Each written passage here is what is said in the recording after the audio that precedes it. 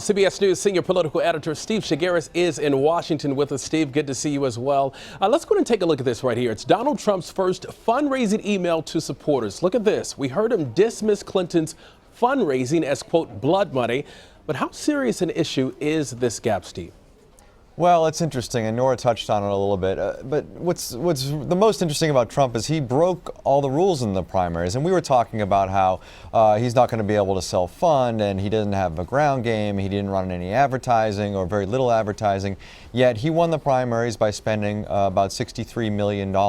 Hillary Clinton, on the other hand, spent about $200 million to win her primary to get the nomination. And so his argument is, I don't need to spend this kind of money. I don't need to raise the kind of money she's raising.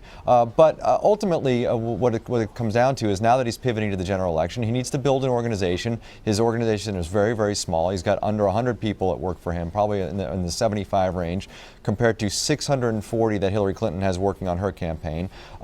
He needs to try to get donors to either donate to his campaign or donate to the Republican Party, because they're going to pick up a lot of the organizational efforts on his behalf, get out the vote and whatnot. And so it's coming in very slowly. And so the gap is a significant problem for him. I think the numbers we see today, that 1 million, 1.2 million in the bank versus her 40 million, that is not a number that really matters now. It's the numbers that we see moving forward. How much money can he raise in the month of June, July, August, and can he keep it going? That fundraising email that you just showed is very interesting, because he's looking for small donations.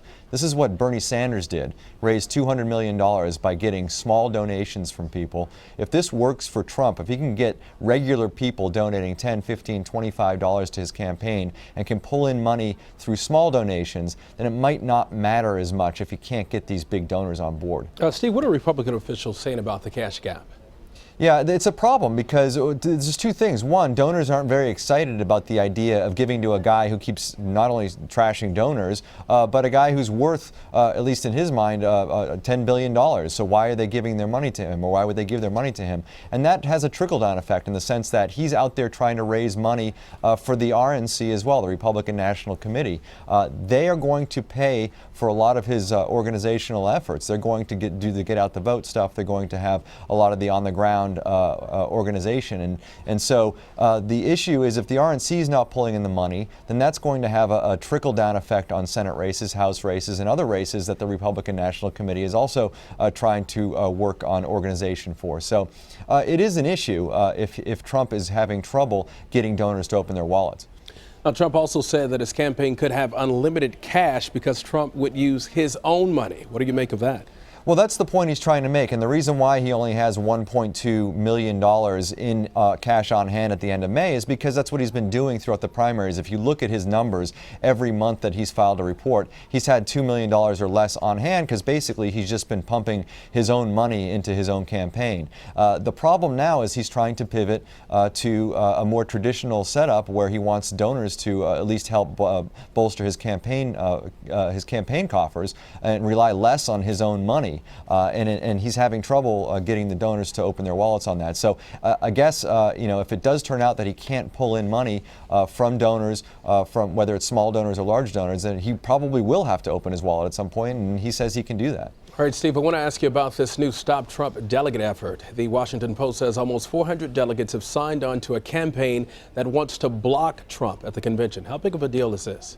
Well, I think right now it's not that big of a deal. We've done a little bit of reporting on this, and the group that is claiming they have 400 delegates on board isn't really detailing who those delegates are. Are they actual delegates? Are they alternate delegates that won't have a say on the convention floor? We don't really know. This was a group that, as of Friday, only a few days ago, said they only had 30 people on board. So unless there's been some sort of magical, groundswell of support for this idea, I think there's a little bit of skepticism. However, it is worth keeping an eye on. If they do wind up getting hundreds and hundreds of delegates to make the call that they want to change the rules to allow delegates to vote however they want on the floor of the convention, that could be a problem for Trump. But right now, what it seems is not a huge groundswell for that idea, mainly because 13 or 14 million people have voted for Donald Trump, and it's hard to make the argument to folks in the party that you're overturning the will of the voters in this case